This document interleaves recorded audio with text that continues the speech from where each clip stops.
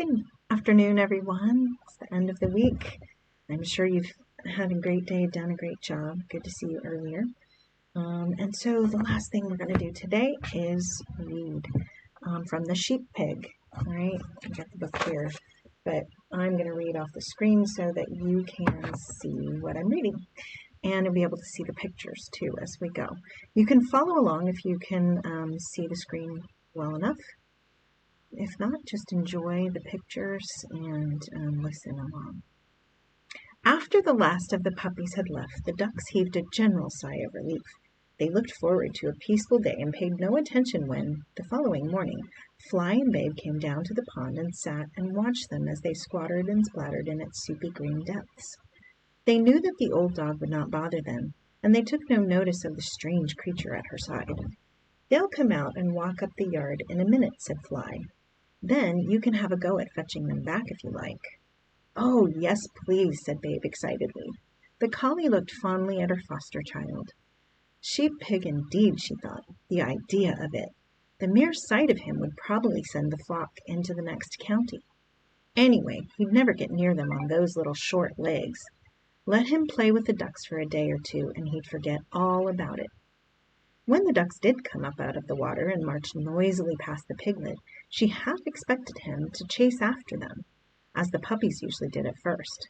But he sat very still, his ears cocked, watching her. "All right," said Fly, "let's see how you get on. Now then, first thing is, you've got to get behind them, just like I have to with the sheep. If the boss wants me to go round the right side of them, that's the side by the stables there, he says, 'Away to me.' And if he wants me to go around the left, that's the side by the Dutch barn, he says, 'Come by.' Okay?" said Mum. "Yes, Mum." "Right then. Away to me, Babe," said Fly sharply. At first, not surprisingly, Babe's efforts met with little success. There were no problems with getting round the ducks, even with his curious little seesawing canter. He was much faster than they. But the business of bringing the whole flock back to Fly was not, he found, at all easy. Either he pressed them too hard and they broke up and fluttered all over the place, or he was too gentle and he held back and they waddled away in twos and threes. "Come and have a rest, dear," called Fly, after a while. "Leave the silly things alone. They're not worth upsetting yourself about." "I'm not upset, Mum," said Babe, "just puzzled. I mean, I told them what I wanted them to do, but they didn't take any notice of me. Why not?" "Because you weren't born to it," thought Fly. "You haven't got the instinct to dominate them, to make them do what you want." "It's early days yet, Babe dear," she said. "Do you suppose," said Babe, "that if I asked them politely—" "Asked them politely? What an idea! Just imagine me doing that with the sheep. 'Please, will you go through the gateway? Would you kindly walk into the pen?' Oh, no, dear. You'd never get anywhere that way. You've got to tell 'em what to do. Doesn't matter whether it's ducks or sheep. They're stupid, and dogs are intelligence. That's what you have to remember." "But I'm a pig." "Pigs are intelligent too," said Fly firmly. Ask them politely, she thought. Whatever next? What happened next, later that morning in fact, was that Babe met his first sheep. Farmer Hoggett and Fly had been around the flock, and then when they returned, Fly was driving before her an old lame ewe, which they penned in the loose box where the piglet had originally been shut. Then they went away up the hill again.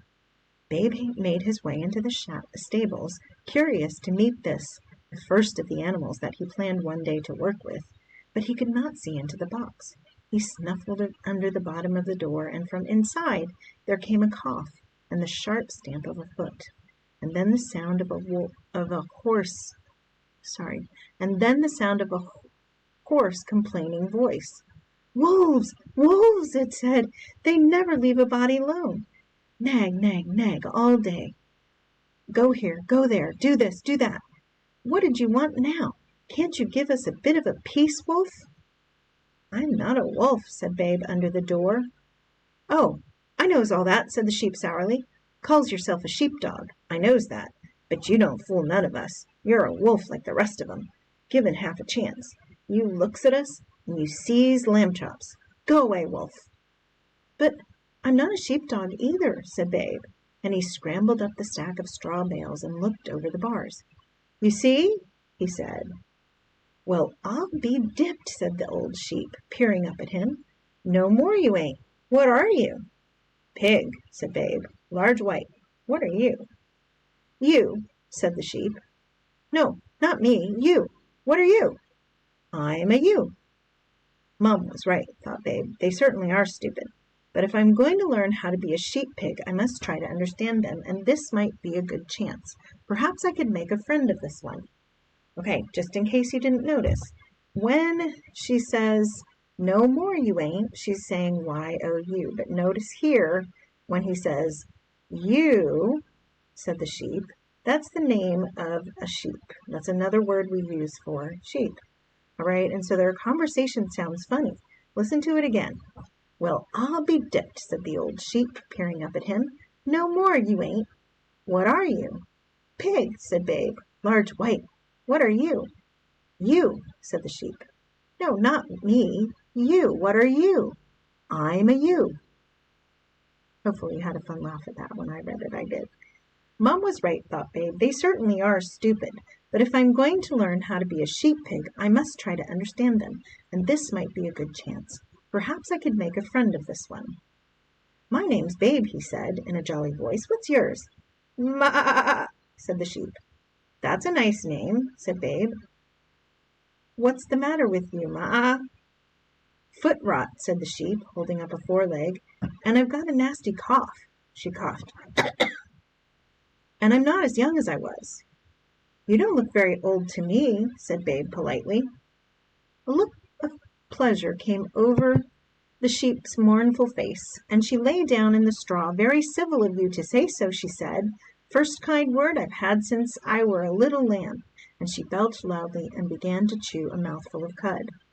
Though he did not know why, Babe said nothing to Fly of his conversation with Ma.